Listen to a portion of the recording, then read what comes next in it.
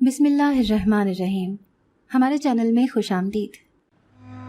خالہ کے گھر آئے ہوئے ابھی مجھے چند دن ہی ہوئے تھے، لیکن عجیب سی پراسراریت پورے گھر میں پھیلی ہوئی تھی۔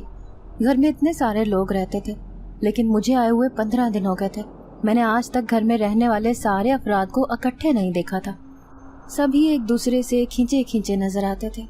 خالہ کا گھر بہت پرانے زمانے کا بنا ہوا تھا۔ نیچے 4-5 کمرے تھے تو دوسری منزل پر بھی اتنے ہی کمرے بنے ہوئے تھے۔ گھر میں رہنے والوں کی تعداد بھی اچھی خاصی تھی۔ خالہ کے 3 بیٹے جو تینوں ہی شادی شدہ تھے وہ اوپری منزل پر رہتے تھے۔ ایک بیوہ بیٹی اور ایک شادی شدہ بیٹی تھی جو اپنے گھر میں خوشحال زندگی گزار رہی تھی۔ ان کا ایک کھاتا پیتا گھرانہ تھا، روپے پیسے کی کوئی کمی نہ تھی۔ پھر کچھ دنوں بعد عجیب سا انکشاف مجھ پر ہوا جب خالہ کی ساس نے ایک دن باتوں ہی باتوں میں مجھے بتایا کہ ان کا یہ پورا گھر ہی آسیب زدہ ہے۔ پھر میں حیران ہو کر بھی اماں سے کہنے لگی کہ یہ آپ کو معلوم ہونے کے باوجود بھی آپ سب آرام سے یہاں رہ رہے ہیں؟ تو وہ مسکرائیں، کہنے لگیں تو ہاں اور کیا، یہ آسیب آج سے تھوڑی پچھلے 20 سالوں سے ہمارے ساتھ رہ رہے ہیں۔ جب میرا میاں زندہ تھا تو وہ آسیب سے باتیں بھی کیا کرتا تھا۔ یہ سن کر تو میں بری طرح خوفزدہ ہو گئی تھی۔ میں دیکھتی تھی کہ سوائے اماں بھی کے اس گھر میں کوئی بھی نماز نہیں پڑھتا تھا، نہ ہی قرآن۔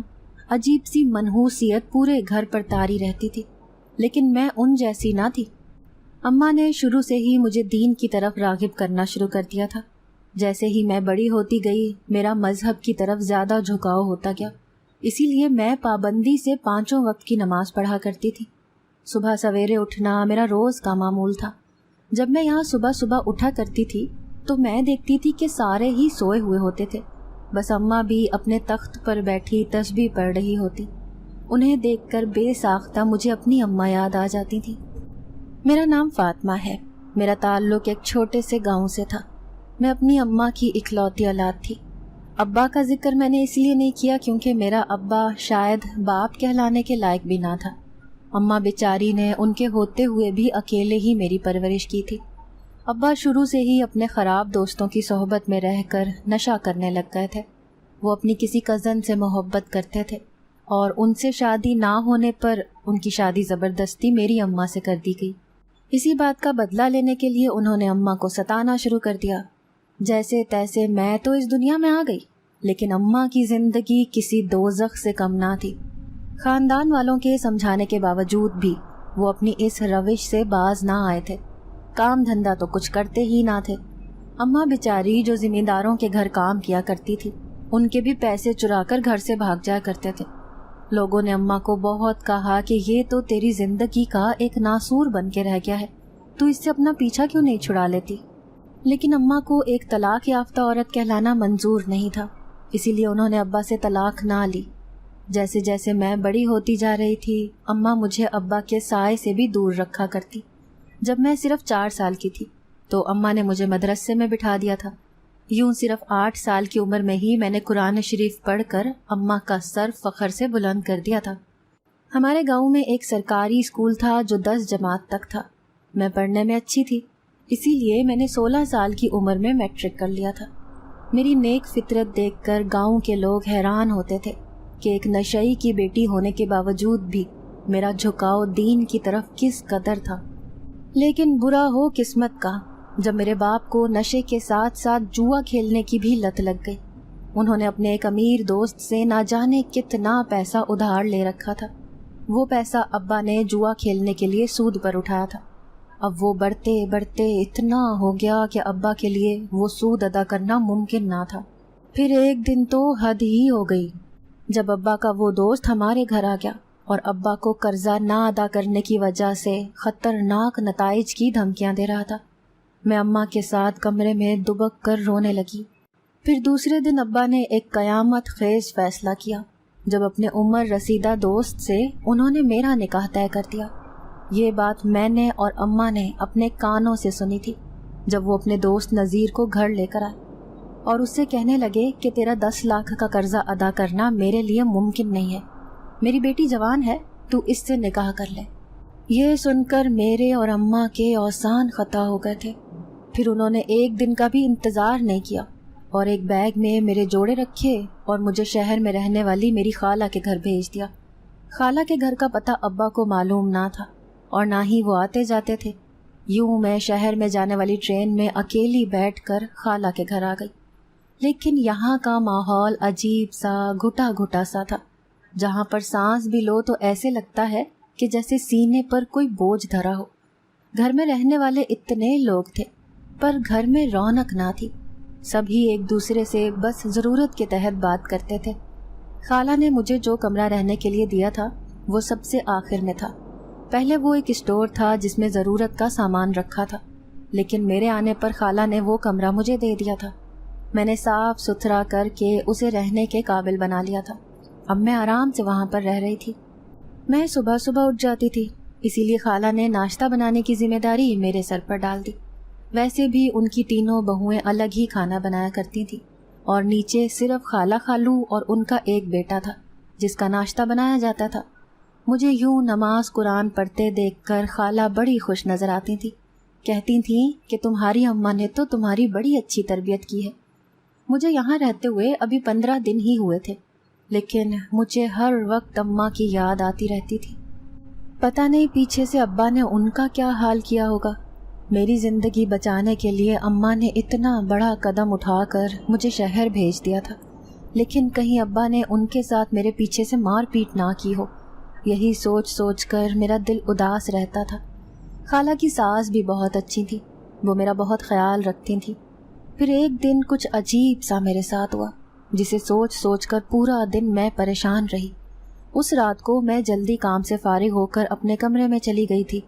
میں عشاء کی نماز پڑھ رہی تھی جب اچانک ایسا محسوس ہوا جیسے کوئی میرے برابر میں کھڑا ہو۔ میرا دھیان نماز میں ہی تھا، لیکن کسی کی موجودگی مجھے مسلسل محسوس ہو رہی تھی۔ میرے ماتھے پر پسینہ پھوٹنے لگا، میرا پورا جسم لرز رہا تھا۔ جلدی سے سلام پڑھ کر پورے کمرے پر نظر دوڑائی۔ دروازے پر لگا ہوا پردہ ہلکا ہلکا ہل رہا تھا۔ میں سوچنے لگی کہ شاید پنکھے کی ہوا سے یہ پردہ ہل رہا ہے۔ اس دن مجھے نماز پوری کرنا دشوار ہو گیا تھا۔ میں جب بھی نماز شروع کرتی تو ایسے لگتا جیسے کوئی میرے ساتھ موجود ہے، لیکن جیسے ہی سلام پڑھ کر دیکھتی تو کسی کی بھی موجودگی محسوس نہ ہوتی۔ اس رات کو میں پوری رات سو نہ سکی۔ جب دوسرے دن میں نے اس بات کا ذکر اماں بی کے سامنے کر دیا، تب اماں بی نے مجھ پر ایک عجیب سا انکشاف کیا۔ ان کا کہنا تھا کہ شروع سے ہی اس گھر میں ہمارے ساتھ جنات رہتے ہیں۔ ان کی یہ بات میرے اوسان خطا کر گئی۔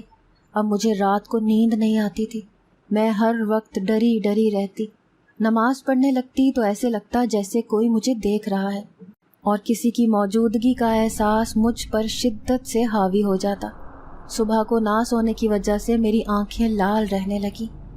پھر ایک دن اماں بی نے مجھے اپنے پاس بلایا، کہنے لگیں کہ بیٹا، اگر تجھے رات کو سوتے ہوئے ڈر لگتا ہے تو کل سے تو میرے کمرے میں رہنے لگ جا۔ میں ان کی یہ بات سن کر خوش ہو گئی۔ پھر میں کہنے لگی کہ ہاں اماں بی، مجھے اس اسٹور میں نیند نہیں آتی، میں آپ کے کمرے میں ہی سو جایا کروں گی۔ خالہ نے جب مجھے اپنا سامان اماں بی کے کمرے میں شفٹ کرتے ہوئے دیکھا تو کہنے لگیں کہ بیٹا، اماں تو پوری رات بیماری کی وجہ سے سو نہیں سکتی، بلکہ کھانستی رہتی ہے، اس طرح سے تمہاری نیند بھی پوری نہیں ہوگی۔ میں نے خالہ کو کہا کہ کوئی بات نہیں، مجھے اس کی کوئی فکر نہیں ہے کہ وہ کوئی ساری رات کھانستی ہیں، میں ان کے ساتھ آرام سے رہ لوں گی۔ ویسے بھی مجھے اب یہاں رہتے ہوئے ڈر لگنے لگا تھا۔ اتنے سارے لوگ ہونے کے باوجود بھی اس گھر میں عجیب سا سناٹا چھایا رہتا تھا۔ پھر ایک رات کو جب اچانک اماں بی کو شدید کھانسی ہوئی تو انہوں نے مجھے کہا کہ میرے لیے قہوہ بنا کر لاؤ۔ ان کی طبیعت ٹھیک نہیں تھی، اسی لیے میں جلدی سے کچن میں چلی گئی۔ رات کے شاید 12 بجے کا ٹائم تھا۔ میں جیسے ہی کچن سے قہوہ بنا کر نکلنے لگی، اچانک سے ہی برآمدے کے پلر کے پیچھے مجھے کوئی کھڑا ہوا نظر آیا۔ میں سمجھی شاید خالہ کا بیٹا عتیق بھائی ہو۔ میں نے آگے بڑھ کر انہیں پکارا تو دیکھتے ہی دیکھتے میرے سامنے سے وہ غائب ہو گئے۔ میں ششدر سی رہ گئی۔ جلدی سے قہوہ لے کر اماں بی کے پاس چلی گئی۔ میں بار بار اپنے اس وہم کو جھٹکنا چاہتی تھی، لیکن میرے ذہن سے وہ منظر ہٹ ہی نہیں رہا تھا جب میرے سامنے کھڑا ہوا وہ شخص اچانک سے غائب ہو گیا تھا۔ میں اب یہاں ڈری ڈری سی رہنے لگی تھی۔ دل چاہ رہا تھا کہ ابھی اڑ کر کسی بھی طرح اماں کے پاس واپس چلی جاؤں۔ پھر ایک دن جب اماں بھی بیٹھی ہوئی تھی تو میں ان کے پاس چلی گئی۔ ان سے باتوں ہی باتوں میں پوچھنے لگی کہ اماں بھی مجھے 1-2 دفعہ نہیں کئی دفعہ وہم ہوا ہے، ایسے لگتا ہے جیسے کوئی میرے آس پاس کھڑا ہو۔ تو اماں بھی کہنے لگیں کہ ہاں بیٹا، چلتے پھرتے تو وہ مجھے بھی دکھائی دیتے ہیں، یہ کوئی ڈرنے والی بات نہیں ہے، ہم برسوں سے ان کے ساتھ رہتے آ رہے ہیں، اسی لیے تمہیں بھی عادت ہو جائے گی۔ ان کی یہ بات سن کر تو میں دہشت زدہ رہ گئی تھی، وہ یہ بات بڑے آرام سے کہہ رہی تھی۔ پھر اماں بھی کچھ سوچتے ہوئے کہنے لگی کہ دراصل یہ پرانے وقتوں کے گھر بنے ہوئے تھے، ہجرت کے وقت جو گھر جس کے ہاتھ لگا انہوں نے اسی میں رہائش اختیار کر لی۔ اتفاق سے ہمارے ماں باپ کے ہاتھ یہ گھر لگا تھا، لیکن اس میں چند دن رہنے کے بعد ہی ہمیں معلوم ہو گیا تھا کہ اس گھر میں آصیب کا بسیرا ہے۔ وہ ہمیں کچھ نہیں کہتے تھے، جس طرح ہماری نسلیں پروان چڑھیں اسی طرح ان کی نسلیں بھی اسی گھر میں پروان چڑھی ہیں، لیکن فرق صرف اتنا ہے کہ ہم مسلمان مذہب سے تعلق رکھتے ہیں جبکہ وہ جنات ہندو دھرم سے تعلق رکھتے ہیں۔ اس گھر میں پھیلی یہ ویرانی اسی بات کی گواہ ہے کہ یہاں پر دو مذہب کی مخلوق ہونے کی وجہ سے کوئی بھی اپنی عبادت ٹھیک طرح سے نہیں کر پاتا۔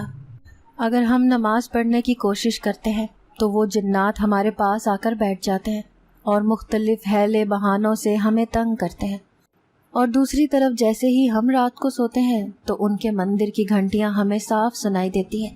کبھی تو وہ اتنی اچھل کود کرتے ہیں کہ ہمارا رہنا یہاں دشوار ہو جاتا ہے۔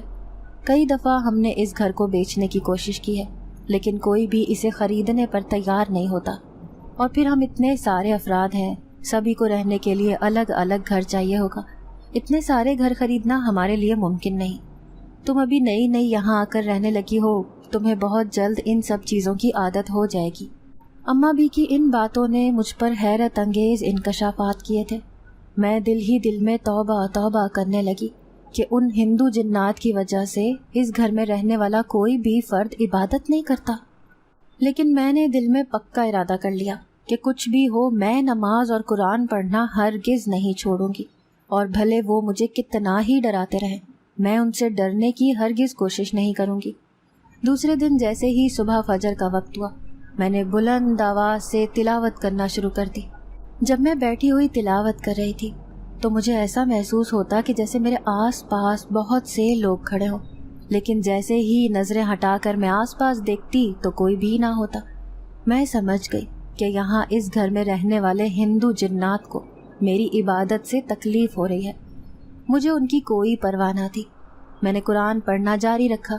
جیسے ہی میں قرآن پڑھ کر چارپائی پر لیٹی تو اچانک سے ہی میرے سر میں درد کی ٹیسیں اٹھنا شروع ہو گئی۔ ایسے لگتا تھا جیسے میرے سر اور کندھوں پر کوئی وزن دھرا ہو۔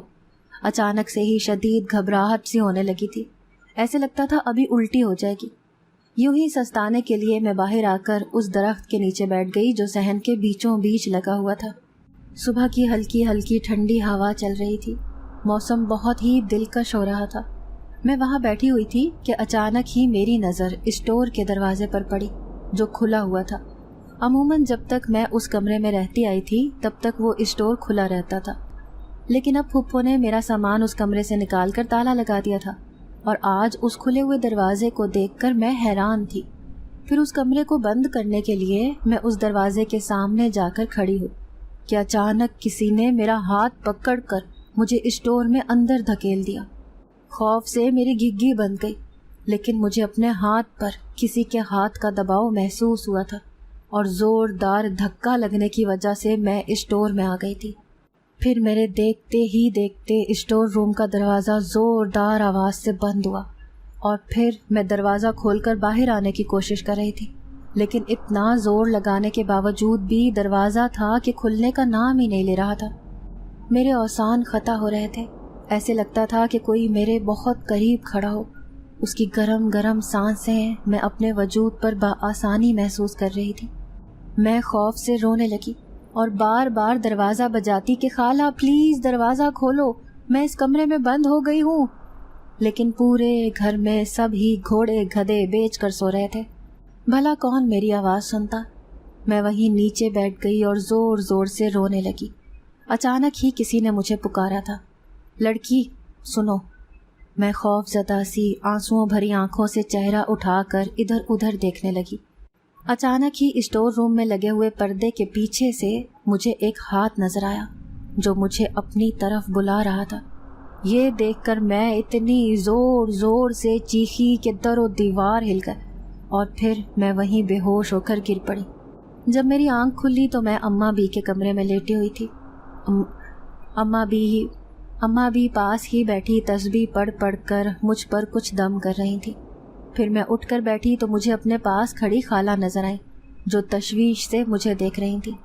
کہنے لگی، فاطمہ کیا ہوا بیٹی، تم اسٹور میں کیسے بے ہوش ہو گئی تھی؟ اماں بھی لاپرواہی سے خالہ کو کہنے لگیں کہ بہو، تمہیں معلوم تو ہے کہ اس گھر میں کس وجہ سے یہ بے ہوش ہوئی ہے۔ یہ ایک نیک فطرت بچی ہے اور وہ ہندو جنات کہاں چاہتے ہیں کہ اس گھر میں کوئی نیک انسان آ کر رہے۔ انہوں نے شروع سے ہی ہمارا رہنا دشوار کیا ہوا ہے، اب اس بچی کے پیچھے پڑ گئے ہیں۔ خالہ ان کی بات سن کر خاموش کھڑی تھی۔ مجھے دہشت کے مارے بخار ہو گیا تھا۔ 2 دن تک میں بستر پر پڑی رہی۔ پھر جب میرا بخار اترا تو میں باہر آ کر صحن میں بچھی چارپائی پر لیٹ گئی۔ خالہ میرے لیے کھچڑی بنا کر لائیں جو مجھے کھانے پر اصرار کر رہی تھی۔ میں وہ کھچڑی کھاتے ہوئے خالہ کو کہنے لگی کہ خالہ، آپ لوگ آخر ان سب چیزوں کا حل کیوں نہیں نکالتے؟ اتنے سالوں سے یہ اذیت جھیل رہے ہیں، ایسے تو کوئی بھی یہاں نہیں رہ پائے گا۔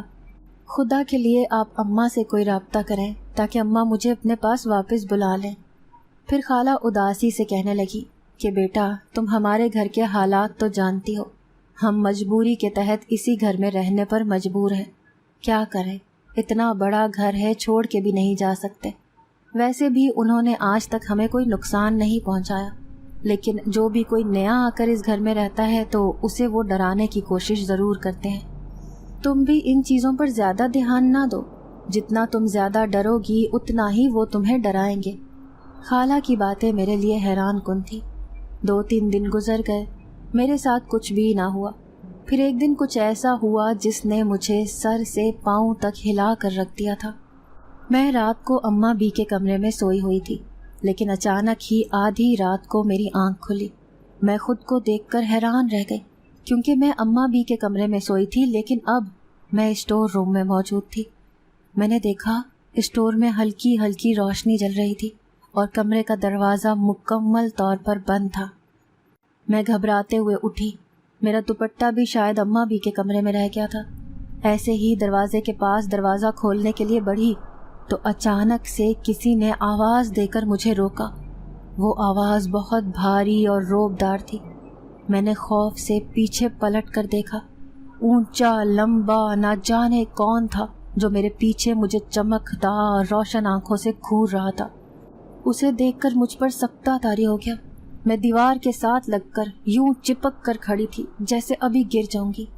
پھر میں نے دیکھا وہ چلتا ہوا میرے قریب آیا، مجھ سے کہنے لگا، اس دن جو کتاب تم پڑھ رہی تھی وہ مجھے بہت پسند آئی ہے، میں چاہتا ہوں کہ تم ایک بار پھر مجھے وہ سناؤ۔ نہ جانے وہ کس کتاب کے بارے میں کہہ رہا تھا۔ میں بالکل چپ چاپ کسی بت کی مانند کھڑی تھی۔ مجھے یوں بت بنے کھڑا دیکھ کر وہ غصے میں کہنے لگا کہ یہاں پر رہنے والے سارے جن زادے میرے غلام ہیں اور میں ان کا شہزادہ۔ کوئی بھی میرے حکم کی تعمیل نہ کرے تو مجھے بہت غصہ آ جاتا ہے، اسی لیے جو تم سے کہا ہے جلدی وہ سناؤ، ورنہ میں تمہیں اس کمرے سے باہر نہیں جانے دوں گا بلکہ اسی دیوار میں غائب کر دوں گا۔ اس کی یہ بات سن کر میرے اوسان خطا ہو گئے۔ پھر میں اٹک اٹک کر اس سے کہنے لگی کہ کہیں آپ قرآن کے بارے میں تو نہیں کہہ رہے؟ اس نے سر ہلایا، کہنے لگا، ہاں، جو تم روزانہ پڑھتی ہو میں اسی کے بارے میں کہہ رہا ہوں۔ پھر مجھے سورہ جن زبانی یاد تھی تو میں نے ہلکی آواز میں اسے وہ سنا دی۔ وہ قرآن کی تلاوت سن کر کہنے لگا کہ تمہارا عبادت کرنے کا طریقہ مجھے بہت پسند ہے، جب تم اسے پڑھتی ہو تو دل چاہتا ہے سنتے ہی رہوں۔ تم نے روزانہ رات کو آ کر ہمیں یہ قرآن سنانا ہوگا۔ میں ان کی بات پر تھوڑی حیران تھی تو دل سے تھوڑی خوش بھی تھی، کیونکہ یہ تو خوشی کی بات تھی کہ اگر کوئی میری عبادت دیکھ کر مجھ سے خوش ہوا۔ میں نے اس جنزاد شہزادے سے کہہ دیا کہ ٹھیک ہے، میں روزانہ آپ کو یہ سنا دیا کروں گی۔ پھر وہ جنزاد مجھے کہنے لگا، لیکن ایک بات کا دھیان رکھنا، اس گھر میں رہنے والے سارے انسان سو جاتے ہیں تب ہمارے اٹھنے کا وقت ہوتا ہے، اسی لیے تمہیں روزانہ رات کو آ کر ہمیں یہ سنانا ہوگا۔ میں نے اس کی یہ بات مان لی، اس لیے اب میں ان سے باہر جانے کی التجا کرنے لگی۔ پھر تھوڑی دیر بعد خود بخود دروازہ کھلنے کے ساتھ ہی میں باہر بھاگتی ہوئی اماں بی کے کمرے میں آ گئی تھی۔ کافی دیر تک میں سو ہی نہ سکی۔ عجیب سا معمہ تھا جو حل ہی نہیں ہو رہا تھا۔ ایک طرف تو مجھے جنات پریشان کرنے کی کوشش کر رہے تھے، دوسری طرف آدھی رات کو اٹھ کر مجھ سے وہ قرآن سننے کی فرمائش کر رہے تھے۔ یہاں پر رہنے والے لوگوں کو تو ان سے کوئی فرق ہی نہیں پڑتا تھا۔ اب میں دل ہی دل میں دعا کر رہی تھی کہ کوئی ایسا حل نکلے کہ اماں مجھے واپس اپنے پاس بلا لیں، لیکن پھر مجھے نہایت مایوسی ہوئی جب ایک دن خالہ میرے پاس آئیں۔ مجھے کہنے لگیں کہ فاطمہ بیٹی، تمہارے ابا نے نشے کی حالت میں غصے میں تمہاری ماں کو طلاق دے دی ہے، وہ بھی یہاں تمہارے پاس رہنے آ رہی ہے، کیونکہ جس گھر میں وہ رہتی تھیں وہ تمہارے ابا کے نام پر ہے، اور اب اس بیچاری نے گاؤں میں رہ کر کرنا ہی کیا ہے، اسی لیے میں نے ہمیشہ کے لیے اسے اپنے پاس بلا لیا ہے۔ اب تو میں سر پکڑ کر رہ گئی۔ میں تو خود یہاں سے اماں کے پاس جانا چاہتی تھی، الٹا اب وہ میرے پاس آ رہی تھی۔ اس خبر نے ایک طرف تو مجھے غم زدہ کیا تھا اور دوسری طرف انتہائی پریشان۔ اب میں چاہ رہی تھی کہ کچھ ایسا ہو کہ میں اماں کے ساتھ کسی دوسرے گھر میں رہنے لگ جاؤں تاکہ ہم ماں بیٹی آرام سے اپنی زندگی گزار سکیں، لیکن اس کے لیے سب سے پہلے مجھے کوئی کام کاج کر کے اپنے لیے روزگار پیدا کرنا تھا۔ جب اماں یہاں آ ہی رہی تھی تو اس کا مطلب تھا کہ اب ساری زندگی ہمیں یہیں گزارنی تھی۔ میں نے خالہ کے بیٹے عتیق کو کہہ دیا تھا کہ میں کوئی کام کرنا چاہتی ہوں۔ خالہ اور عتیق بھائی نے مجھے بہت منع کیا، لیکن میں نے بھی ان سے صاف کہہ دیا کہ میں کام کر کے ہی اپنی ماں اور اپنا گزارا کروں گی۔ پھر عتیق بھائی کہنے لگے کہ میرا ایک دوست ہے، اس کے 2 چھوٹے چھوٹے بچے ہیں، ان بچوں کو قرآن پڑھانے کے لیے انہیں ایک قاری کی ضرورت ہے، لیکن اگر میں ان سے تمہارے بارے میں کہوں گا تو وہ تمہیں رکھ لیں گے۔ ان کی بات سن کر میں خوش ہو گئی۔ میں نے ان سے کہہ دیا کہ آپ ضرور بات کر لینا۔ پھر اس رات میں سوئی تو خود بخود آنکھ کھلنے پر میں نے اپنے آپ کو اسٹور روم میں پایا۔ میں سمجھ گئی تھی کہ مجھے یہاں کیوں لایا گیا ہے، لیکن وہ جن زیادہ مجھے عجیب سی نظروں سے دیکھ رہا تھا۔ پھر کہنے لگا کہ تمہیں یوں عبادت کرتا دیکھ میں بہت متاثر ہوا ہوں، کیا تم مجھے یہ قرآن پڑھنا سکھا سکتی ہو؟ میں اس کی بات سن کر حیران رہ گئی۔ پھر وہ میرے سامنے بیٹھ کر کہنے لگا کہ یہاں ہم اتنے سالوں سے رہ رہے ہیں لیکن آج تک کسی کو عبادت گزار نہیں دیکھا۔ ہم نے تمہیں اتنا ڈرانے کی کوشش کی لیکن پھر بھی تم اپنی عبادت میں مصروف رہا کرتی تھی۔ اتنے سالوں سے ہم ہندو مذہب سے تعلق رکھتے آئے ہیں، لیکن اب ہم تمہیں دیکھ کر مسلمان ہونا چاہتے ہیں، کیا تم ہمیں مسلمان بنا سکتی ہو؟ اس جن زادے کی بات سن کر میں حیران رہ گئی، لیکن میں دل ہی دل میں خوش بھی تھی۔ پھر میں اسے کہنے لگی کہ کیوں نہیں، اگر تم سب مسلمان ہونا چاہتے ہو تو میں تمہیں مسلمان کرنے کے لیے ہر ممکن کوشش کروں گی۔ پھر دوسرے دن عتیق بھائی نے مجھے آ کر بتا دیا کہ میرا دوست راضی ہے، وہ تمہیں اپنے بچوں کے لیے پڑھانے کا مناسب معاوضہ دے گا۔ یوں میں نے اپنا ایک ٹائم ٹیبل سیٹ کر لیا۔ میں دن کے 3 بجے جا کر ان بچوں کو پڑھانے لگی۔ دوسری طرف جیسے ہی رات کے 12 بجتے میں فوراً ہی اسٹور روم میں پہنچ جاتی اور اس جن زادے کے ساتھ ساتھ اس پورے گھر میں رہنے والے جنات کو قرآن پڑھنا سکھانے لگی۔ میں بہت خوش تھی کہ میری وجہ سے یہ جنات ہندو سے مسلمان ہو جائیں گے۔ دوسری صبح مجھے خالہ اماں کہہ رہی تھیں کہ مجھے اسٹور سے عجیب سی آوازیں آتی ہیں، جیسے رات کو کوئی اٹھ کر قرآن پڑھ رہا ہو۔ میں بھی پاس بیٹھی ان کی باتیں سن رہی تھی۔ میں نے ابھی کسی کو بتانا مناسب نہ سمجھا، میں ابھی انہیں مکمل طور پر مسلمان کرنا چاہتی تھی۔ پھر 2-3 دن کے بعد اماں بھی خالہ کے گھر آ گئی۔ وہ نہایت اداس اور بیمار تھی۔ ان کی اداسی دور کرنے کے لیے اب ضروری تھا کہ میں انہیں ہر طرح سے خوش رکھتی۔ جو جو قربانیاں انہوں نے میرے لیے دی تھیں، اب مجھے ان کے لیے کچھ کر کے دکھانا تھا۔ ان جنات کو مسلمان کرنے کے لیے اپنا وقت نکال کر اس اسٹور روم میں قرآن پاک پڑھانے کے لیے جا رہی تھی، اسی لیے یہاں سے بھی نہیں جا سکتی تھی۔ دوسری طرف عتیق بھائی خالہ کو آ کر کہنے لگے کہ میں نے ایک اسٹیٹ ایجنسی والے سے بات کی ہے، وہ ہمارا گھر بکوانے کے لیے راضی ہے۔ جب یہ گھر بک جائے گا تو آپ اپنے سارے بھائیوں کا الگ الگ حصہ دے کر جو رقم بچ جائے گی اس سے ہم ایک چھوٹا سا گھر خرید لیں گے۔ ویسے بھی اس گھر میں سوائے پریشانیوں کے ہمیں ملا ہی کیا ہے۔ ان کی بات سن کر خالہ تو خوش ہو گئی تھی، لیکن میں نہایت پریشان تھی۔ میں سوچنے لگی کہ میں جو ان ہندو جنات کو مسلمان کرنے کا سوچ رہی ہوں وہ مشن تو ادھورا رہ جائے گا۔ خالہ عتیق بھائی کی بات سے متفق تھی، انہوں نے اپنی رضامندی دے دی تھی اس گھر کو بکوانے کے لیے۔ دوسری رات کو جب میں اسٹور روم میں پڑھانے گئی تو میں نے اس جن زادے شہزادے کو کہہ دیا کہ شاید میں اب مزید تمہیں قرآن کی تعلیم نہ دے سکوں، کیونکہ اگر خالہ نے گھر بکوا دیا تو پھر میں بھی ان کے ساتھ ہمیشہ کے لیے یہاں سے چلی جاؤں گی۔ وہ کہنے لگا کہ ہم یہ بات جانتے ہیں، لیکن تم جہاں بھی جاؤ گی میں تمہارے پیچھے آ جاؤں گا، اور جب تک مکمل طور پر ہم مسلمان نہیں ہوں گے ہم تمہارا پیچھا نہیں چھوڑیں گے۔ ان کی یہ بات سن کر میں حیران رہ گئی اور ڈر بھی گئی کہ اب نئے گھر میں جا کر بھی یہ میرے ساتھ ہی رہیں گے۔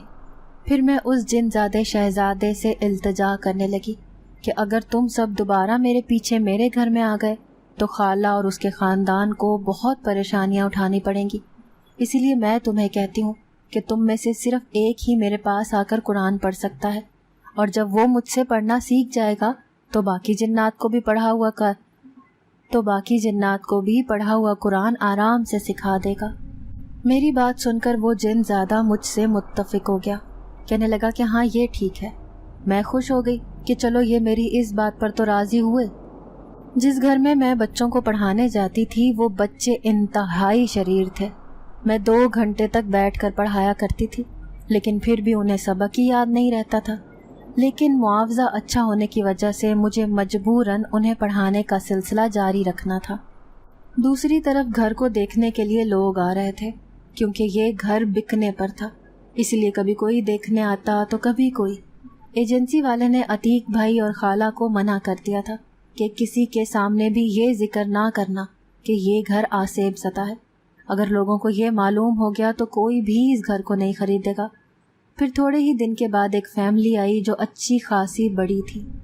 انہوں نے اس گھر کو پسند کر لیا اور اچھی خاصی قیمت لگا کر خالہ اور عتیق بھائی سے یہ گھر خرید لیا۔ وہ خوش تھے کہ چلو کم قیمت میں ہی صحیح یہ گھر بک تو گیا۔ اب مجھے بھی نئے گھر میں ان کے ساتھ جاتے ہوئے عجیب سی شرمندگی ہو رہی تھی، کیونکہ میں نہیں چاہتی تھی کہ میں اور اماں اب خالہ اور عتیق بھائی پر بوجھ بنے۔ پھر جب اس بات کا ذکر میں نے اماں کے سامنے کیا تو وہ کہنے لگیں کہ پاگل بوجھ کیسا، تیری خالہ نے تو عتیق کے لیے تیرا رشتہ مانگا ہے، وہ جلد ہی شادی کرنے کا ارادہ رکھتی ہے۔ اماں کی یہ بات سن کر میں حیران رہ گئی۔ پھر اماں کو کہنے لگی کہ میں ہرگز عتیق بھائی سے شادی نہیں کروں گی، کیونکہ ابھی مجھے کچھ بن کر دکھانا ہے، میں آپ کے لیے زندگی میں کچھ کرنا چاہتی ہوں۔ اماں میری بات سن کر اداسی سے مسکرائیں، کہنے لگیں کہ پگلی، جو زندگی میں نے گزارنی تھی وہ گزار لی ہے، اب میں تجھے بس اپنی زندگی میں رخصت کر کے اپنے گھر میں بسا ہوا دیکھنا چاہتی ہوں۔ یہ بات تو میرے اوپر بجلی بن کر گری تھی کہ خالہ نے میرا رشتہ عتیق بھائی کے لیے مانگ لیا۔ پہلے جو میں ان سے ہر بات کر لیا کرتی تھی، اب بات کرنے میں عجیب سی جھجک محسوس ہو رہی تھی۔ جب گھر کے کاغذات ان لوگوں کے حوالے کر دیے جنہوں نے یہ گھر خریدا تھا، تو بدلے میں انہوں نے بھی ساری رقم خالہ اور عتیق بھائی کو دے دی تھی، جو خالہ نے چاروں بھائیوں میں برابر تقسیم کرتی تھی۔ اس گھر کی قیمت اچھی خاصی لگنی تھی، لیکن خستہ حال ہونے کی وجہ سے وہ رقم نہ لگی جو خالہ اور عتیق بھائی امید لگا کر بیٹھے تھے۔ اسی لیے جب انہوں نے تقسیم کی ہوئی رقم والے حصے میں سے جو گھر خریدا وہ اتنا زیادہ بڑا نہ تھا، صرف 2 چھوٹے چھوٹے سے کمرے بنے ہوئے تھے۔ ہاں، لیکن ایک بات اس کی اچھی تھی کہ دوسری منزل پر ایک کھلی اور ہوادار چھت تھی جس پر آرام سے انسان رات کو جا کر سو سکتا تھا۔ یہ چھوٹا سا گھر تھا لیکن پرسکون محسوس ہوتا تھا۔ ایک کمرے میں عتیق بھائی رہنے لگے، دوسرے کمرے میں اماں بھی، خالہ اماں اور میں رہ رہے تھے۔ ان کے باقی بیٹوں نے اپنے لیے الگ الگ چھوٹے چھوٹے گھر خرید لیے تھے۔ گھر میں میری پہلی ہی رات تھی کہ اچانک مجھے ایسے لگا جیسے کوئی مجھے آواز دے رہا ہو۔ میں نیند میں کسمسائی اور اٹھ کر دیکھنے لگی تو حیرت سے اچھل پڑی۔ میرے سامنے وہی جن زادہ کھڑا مجھے اپنے پاس بلا رہا تھا۔ میں حیران ہوئی، پھر سوچنے لگی کہ میں تو اس سے وعدہ کر چکی ہوں کہ میں اسے قرآن پاک پڑھا کر مسلمان کر کے رہوں گی۔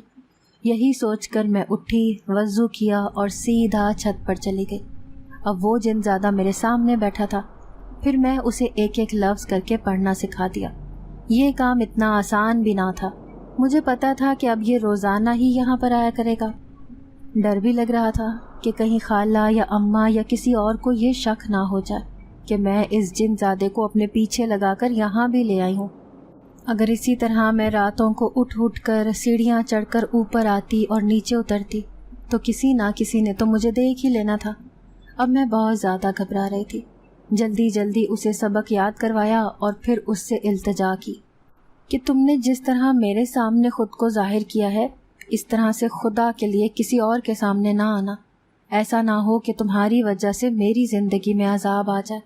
وہ جن زیادہ میری بات سن کر ناراضگی کا اظہار کر رہا تھا، پھر کہنے لگا کہ اگر تم نے ہمیں یہ سب پڑھنا لکھنا سکھا دیا تو ہم تمہیں اس کا بہت بڑا انعام دیں گے، کیونکہ تم ہمیں یہ سب سکھا کر ہم پر احسان کر رہی ہو، اور احسان کا بدلہ دینا ہم اچھی طرح سے جانتے ہیں۔ مجھے ان سے کسی انعام کا لالچ نہیں تھا۔ میں جو بھی کر رہی تھی صرف اپنی نیک نیتی کی وجہ سے کر رہی تھی۔ پھر جیسے ہی وہ سبق یاد کر کے وہاں سے غائب ہوا تو صبح کے 4 بجنے والے تھے۔ تہجد کا وقت تھا تو ساتھ ہی فجر کا وقت بھی ہونے والا تھا۔ میں نے تہجد کی نماز پڑھی اور پھر تھوڑی دیر کے لیے لیٹ گئی، لیکن برا ہو شیطان کا جو مجھ پر حاوی ہو گیا، اور پھر میں گہری نیند میں چلی گئی۔ جب آنکھ کھلی تو صبح کے 7 بج رہے تھے اور میری فجر کی نماز قضا ہو گئی تھی۔ مجھے بے حد افسوس ہو رہا تھا، پھر غصہ بھی آیا کہ اس جن زادے کی وجہ سے یہ سب ہوا ہے۔ نہ وہ آدھی رات کو میری نیند خراب کرتا اور نہ میری نماز قضا ہوتی۔ یہ نیا محلہ تھا، یہاں پر بہت زیادہ رش رہا کرتا تھا۔ گلی میں بچوں کے کھیلنے کی زور زور سے آوازیں بھی آیا کرتی تھیں۔ پھر ایک دن ایک عورت خالہ کے پاس آئی، کہنے لگی کہ میں نے سنا ہے کہ آپ کی بیٹی بچوں کو قرآن پاک پڑھانے کے لیے کسی کے گھر جاتی ہے۔ بچی کو آنے جانے میں پریشانی ہوتی ہوگی، اسی لیے میں اپنے بچوں کو آپ کی بیٹی کے پاس مدرسہ لگوانا چاہتی ہوں۔ اگر یہ میرے تینوں بچوں کو پڑھائے گی تو انہیں دیکھ کر اس محلے میں رہنے والے اور بھی بہت سے بچے یہاں پر پڑھنے آ جائیں گے۔ یوں آپ کی بیٹی کو گھر سے باہر نہیں جانا پڑے گا۔ مناسب سے معاوضے میں وہ گھر پر رہ کر بچوں کو پڑھا سکتی ہے۔ ان کی یہ بات مجھے اماں اور خالہ کو بہت پسند آئی، کیونکہ جہاں میں پڑھانے جاتی تھی وہ بچے اتنے شیطان تھے کہ میری ناک میں دم کر دیا کرتے تھے۔ پھر دیکھتے ہی دیکھتے محلے کے بچوں نے میرے پاس مدرسہ پڑھنے کے لیے آنا شروع کر دیا۔ خالہ اور اماں مجھے دیکھ کر خوش ہوتی کہ کس طرح سے اس چھوٹی سی عمر میں نے اپنا نام بنا لیا۔ ایک نیک نیت اور فطرت کی وجہ سے ایک طرف تو میں بچوں کو قرآن پاک پڑھا رہی تھی، دوسری طرف آدھی رات کو اٹھ کر اس جن زادے کو مسلمان کرنے کی کوشش کر رہی تھی۔ دیکھتے ہی دیکھتے سال گزر گیا اور میں خوش تھی کہ وہ جن زادہ قرآن پاک پڑھنا سیکھ گیا تھا۔ اب وہ نماز پڑھنے کا طریقہ سیکھ رہا تھا۔ میں نے اسے مکمل طور پر مسلمان کر دیا تھا۔ میں اس سے گزارش کرنے لگی کہ جس طرح تم مسلمان ہوئے ہو، ایسے ہی تم نے اپنے ساتھ رہنے والے سارے ہندو جنات کو مسلمان کرنا ہے۔ یوں ان کی زندگی ایک ڈھب پر چل پڑی تھی۔ پھر ایک دن خالہ نے باقاعدہ میرا ہاتھ اماں سے مانگ کر منگنی کا اعلان کر دیا۔ اماں تو نہایت خوش نظر آ رہی تھیں، لیکن میں شدید پریشان تھی۔ مجھے یہ سب بہت عجیب لگ رہا تھا، شاید میں دل سے خوش نہیں تھی۔ دوسرے دن سادہ سی تقریب میں سج دھج کر عتیق کے پہلو میں بیٹھی تھی۔ اب وہ میرا منگیتر ہو گیا تھا، کیونکہ خالہ نے ان کے نام کی انگوٹھی میری انگلی میں پہنا دی تھی۔ میں اماں کے خالی ہاتھ دیکھ رہی تھی، وہ بھی عتیق بھائی کو ایک سونے کی انگوٹھی پہنانا چاہتی تھی، لیکن اس بیچاری کی اتنی گنجائش کہاں تھی۔ میں یہ سوچ کر اداس ہو گئی کہ اب وہ میرے لیے جہیز کے لیے پریشان ہوں گی۔ پھر دوسرے دن جب وہ جن زادہ میرے پاس آیا تو مجھ سے شدید ناراض دکھائی دے رہا تھا۔ مجھے اس کی ناراضگی کی وجہ سمجھ نہیں آئی، اسی لیے حیرت سے اسے کہنے لگی کہ اتنے لوگوں کے گھر میں موجود ہونے کے باوجود بھی میں تمہیں اتنے عرصے سے پڑھا رہی ہوں، ایک دن بھی میں نے ناغہ نہیں کیا، پھر بھی تم یوں ناراض دکھائی دیتے ہو۔ تو وہ جن زیادہ کہنے لگا کہ تم اس انسان سے منگنی کر کے نہایت خوش نظر آ رہی ہو، جبکہ میں تم سے محبت کرتا ہوں۔ اس کے منہ سے یہ بات سن کر میں حیران تھی۔ پھر وہ مزید کہنے لگا کہ آج سے نہیں، پہلے دن سے میں نے تمہیں اپنے لیے پسند کر لیا تھا، اور میں نہیں چاہتا کہ تم کسی دوسرے انسان سے شادی کر کے اپنا گھر بساؤ۔ تمہاری وجہ سے ہی آج میں مسلمان ہوا ہوں۔ اس جن زادے کا یہ انکشاف میرا دل دہلا رہا تھا۔ مجھے ڈر بھی لگ رہا تھا کہ یہ کہیں کچھ کر نہ دے۔ پھر میں دھیمے دھیمے اسے سمجھانے لگی کہ دیکھو، جنات اور انسانوں کا کوئی میل نہیں ہوتا۔ یہ فطری بات ہے کہ اللہ کی بنائی ہوئی مخلوق ایک دوسرے سے محبت کرنے لگ جاتی ہے، لیکن جو انسان جس کے لیے تخلیق کیا جاتا ہے وہ صرف اسی کے ساتھ اپنی زندگی گزار سکتا ہے۔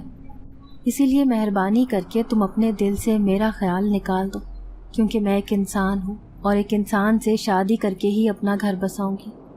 وہ جن زیادہ نہایت مایوس نظر آتا تھا۔ پھر کہنے لگا کہ میں تمہاری شادی نہیں ہونے دوں گا، میں تمہیں اپنے ساتھ اپنی دنیا میں لے جاؤں گا۔ اس کی یہ بات سن کر میں خوف سے پیلی پڑ گئی اور وہیں بیٹھ کر رونے لگی۔ مجھے یوں روتا دیکھ کر وہ وہاں سے غائب ہو گیا، لیکن میں پوری رات سو نہ سکی۔ اس جن زادے کا کہنا تھا کہ وہ میری وجہ سے مسلمان ہوا ہے۔ اس کا مطلب تھا کہ وہ واقعی میں مجھ سے محبت کرنے لگا تھا۔ اب میرے سر میں درد رہنے لگا۔ دوسرے دن بچے آئے تو میں نے سارے بچوں کو چھٹی کروا دی۔ یہ کہہ دیا کہ میری طبیعت خراب ہونے کی وجہ سے میں آج پڑھا نہیں سکتی۔ پھر دوسری رات کو میں نے آدھی رات تک انتظار کیا، لیکن وہ جن زیادہ مجھ سے پڑھنے ہی نہ آیا۔ شاید وہ مجھ سے ناراض ہو گیا تھا۔ اب تو میں شدید پریشان ہو گئی کہ کیا کروں۔ ایک طرف تو خالہ اور اماں میری شادی کی تیاریاں کر رہی تھیں، دوسری طرف وہ جن زیادہ بھی ناراض ہو کر کہیں غائب ہو گیا تھا۔ مجھے یہ فکر تھی کہ شادی سے پہلے کہیں وہ کوئی ایسی حرکت نہ کرتے جس کی وجہ سے اماں کو کوئی پریشانی اٹھانی پڑے یا ان کی کوئی بدنامی ہو۔ پھر دوسری رات کو میں چھت پر گئی۔ ٹھنڈی ٹھنڈی ہوا چل رہی تھی، ہر طرف رات کا کالا سناٹا پھیلا ہوا تھا۔ میں نے اپنی آنکھیں بند کی اور دل ہی دل میں اس جن زادے کو یاد کرنے لگی۔ اس کے آنے کی کوئی بھی آہٹ سنائی نہ دی۔ میں چھوٹی سی دیوار سے باہر کی طرف جھانک رہی تھی۔ جیسے ہی پلٹی تو سامنے وہ جن زادہ کھڑا مجھے غور سے دیکھ رہا تھا۔ اس کے یوں غور سے دیکھنے پر میں ڈر گئی۔ پھر کہنے لگی کہ میں تمہیں یوں ناراض نہیں دیکھ سکتی۔ اگر میں نے کوئی بھی غلطی کی ہے تو مہربانی کر کے مجھے معاف کر دو۔ وہ اداسی سے کہنے لگا کہ نہیں، تمہاری غلطی نہیں ہے، میں ہی غلط تھا جو ایک آدم زادی سے محبت کر بیٹھا۔ تمہاری محبت میں نہ صرف میں مسلمان ہوا ہوں بلکہ میں نے اپنے سارے قبیلے کے جنات کو مسلمان کر دیا ہے۔ تم جیسی نیک فطرت کی لڑکی کسی کی زندگی میں بھی خوشیاں پھیلا سکتی ہے۔ وہ انسان خوش نصیب ہے جس سے تم شادی کرنے جا رہے ہو۔ اس کی بات سن کر میں سر جھکا کر رہ گئی۔ میں تمہیں جلد ہی شادی کا تحفہ دینے آؤں گا، یہ کہہ کر وہ میرے سامنے سے غائب ہو گیا۔ مجھے پتہ نہیں کیوں اداسی سے رونا آ رہا تھا۔ میں چھت پر آدھی رات کو کھڑی آنسو بہا رہی تھی کہ اچانک ہی میں نے سیڑھیوں سے عتیق بھائی کو اوپر آتے دیکھا۔ اس کی آنکھوں میں میرے لیے حیرت تھی۔ شاید آدھی رات کو میرے اس طرح چھت پر کھڑا ہوئے دیکھنے سے وہ حیران تھا۔ اسے دیکھ کر میں نے جلدی سے آنسو پونچھ لیے تھے۔ پھر وہ کہنے لگا کہ کیا ہوا فاطمہ، تم مجھے کچھ پریشان نظر آتی ہو، کیا تم اس شادی سے خوش نہیں ہو؟ میں خاموش رہی کیونکہ عتیق بھائی کی بات کا میرے پاس کوئی جواب نہ تھا۔ پھر کہنے لگی کہ خالہ کی وجہ سے امی نے میرا رشتہ تمہارے ساتھ طے کیا ہے، کیونکہ وہ تمہارے لیے انتہائی پریشان دکھائی دیتی تھی، اور جتنی جلدی تمہاری شادی ہو جائے اتنی ہی جلدی ان کی پریشانی بھی دور ہو جائے گی۔ پھر تم یوں آنسو بہا کر ان کے ساتھ ساتھ مجھے بھی پریشان کر رہے ہو۔ اگر تم ناخوش ہو تو میں ابھی امی کو جا کر انکار کر دیتا ہوں۔ ان کی یہ بات سن کر میں خبر میں آ گئی۔ پھر میں انہیں کہنے لگی کہ نہیں، میں پریشان نہیں ہوں، لیکن میں یہ سوچ کر اداس ہوں کہ میری اماں میری شادی کی تیاریاں کہاں سے کریں گی۔ میرا جہیز وغیرہ بنانے کے لیے انہیں اچھی خاصی رقم چاہیے۔ تو عتیق مجھ سے کہنے لگا کہ میں نے کسی بھی چیز بنانے سے منع کر دیا ہے، یہ سب چیزیں تو میں شادی کے بعد خود بھی بنا سکتا ہوں۔ وہ بھی ظاہر ہے ایک نیک انسان تھے، شاید نیک عورتوں کے لیے نیک انسان ہی تخلیق کیے جاتے ہیں۔ ان کی یہ بات سن کر میں ہلکی پھلکی ہو گئی۔ 1 مہینے بعد ہی اماں اور خالہ نے میری شادی کی تاریخ طے کر دی تھی۔ پھر ایک دن جب میں چھت پر کھڑی اداسی سے چاند کو دیکھ رہی تھی تو اچانک ہی وہ جن زیادہ آ کر میرے پیچھے کھڑا ہو گیا۔ اس کی موجودگی میں اب محسوس کرنے لگی تھی۔ پھر وہ کہنے لگا کہ میں نے تم سے وعدہ کیا تھا کہ میں تمہاری شادی کا تحفہ دینے آؤں گا، اسی لیے آج تمہارے لیے ایک قیمتی تحفہ لے کر آیا ہوں۔ پھر اس نے ایک چھوٹا سا قیمتی باکس میرے حوالے کیا۔ میں وہ تحفہ لینا نہیں چاہتی تھی۔ پھر اس جن زادے کے اصرار پر میں نے وہ لے لیا۔ اس کے کہنے پر میں نے وہ کھولا تو میں حیران رہ گئی، کیونکہ اس میں ایک نہایت ہی خوبصورت قیمتی موتیوں سے جڑا ہار تھا۔ اس کی چمک آنکھوں کو خیرہ کر دینے والی تھی۔ پھر وہ کہنے لگا کہ جانتی ہو، یہ ہار قیمتی ہیروں سے بنا ہوا ہے۔ میری ماں جو جنات کی ملکہ تھی، یہ ہار اسی کا ہے جو میں تمہیں دینے آیا ہوں۔ زندگی میں کبھی بھی کوئی مشکل یا پریشانی ہو، تم بس ایک بار مجھے یاد کر لینا، میں تمہاری ہر پریشانی کو دور کرنے کی کوشش کروں گا۔ اس کی یہ بات سن کر میری آنکھوں سے آنسو نکل رہے تھے۔ مجھے اس کے دیے ہوئے تحفے سے کوئی غرض نہ تھی، مگر میں یہ سوچ کر اداس تھی کہ وہ جن زادہ میری محبت میں خود کو مسلمان کر چکا ہے اور وہ نہ جانے کیا امید لگا کر بیٹھا ہوگا۔ پھر دوسرے دن مجھ پر حیرت انگیز انکشافات ہوئے کہ میں بھی اس جن زادے کی محبت میں گرفتار ہو چکی تھی۔ وہ تو میری زندگی سے چلا گیا تھا، لیکن اس کی یاد میرے ذہن سے ایک لمحے کو بھی نہیں جا رہی تھی۔ لیکن میں نے سوچ لیا تھا کہ میں اب اپنا دھیان عبادت میں لگا کر اس کی یادوں سے پیچھا چھڑا لوں گی۔ پھر 1 مہینے کے بعد میری سادگی سے عتیق سے شادی ہو گئی۔ وہ شادی کے بعد میرا بھرپور خیال رکھتا تھا۔ ایک پڑھا لکھا اور سمجھدار انسان میری زندگی میں آنے کے بعد میری زندگی کو جیسے 4 چاند لگ گئے تھے۔ میں اب بھی بچوں کو پڑھا کر انہیں قرآن پاک کی تعلیم دے رہی تھی۔ یوں ہی آدھی رات کو کبھی کبھی مجھے اس جن ذات کی یاد ستاتی ہے تو میں چھت پر آ جاتی ہوں، لیکن اتنا یاد کرنے کے باوجود بھی وہ میرے سامنے نہیں آتا، شاید اس وجہ سے کہ مجھے کہیں دوبارہ اسے اپنی محبت یاد نہ آ جائے۔ پھر ایک دن مجھے حیرت ہوئی جب خالہ اور اماں نے مجھے بتایا کہ جس پرانے گھر کو انہوں نے بیچ ڈالا تھا، اس گھر میں رہنے والے لوگوں نے فیصلہ کیا ہے کہ وہاں پر ایک مسجد بنائی جائے۔ میں ان کی یہ بات سن کر حیران ہو رہی تھی۔ پھر خالہ مزید بتانے لگی کہ یہ فیصلہ انہوں نے اس لیے کیا ہے کیونکہ ایک بہت بڑے عامل نے انہیں بتایا ہے کہ یہاں پر رہنے والے جنات بہت نیک اور عبادت گزار ہیں۔ اگر یہاں پر مسجد تعمیر ہو گئی تو انہیں عبادت کرنے میں آسانی ہوگی۔ مجھے یہ بات سن کر نہایت خوشی ہوئی تھی۔ میں دل سے دعا کرنے لگی کہ وہ جن زادہ جہاں بھی ہو بہت خوش ہو۔ میں بھی عتیق کے ساتھ اپنی زندگی ہنسی خوشی گزار رہی تھی۔ سب سے زیادہ خوشی مجھے اس بات کی تھی کہ اماں بھی میرے ساتھ اسی گھر میں رہتی تھی۔ ناظرین، اگر آپ کو آج کی یہ کہانی اچھی لگی ہو تو ویڈیو کو لائک ضرور کریں۔ اگر آپ کو ایسی دہشت ناک دل کو جکڑ دینے والی کہانیاں پسند ہیں تو ایسی ایک کہانی روزانہ سننے کے لیے ہمارے چینل کو سبسکرائب کریں۔ اجازت چاہتے ہیں، اللہ حافظ۔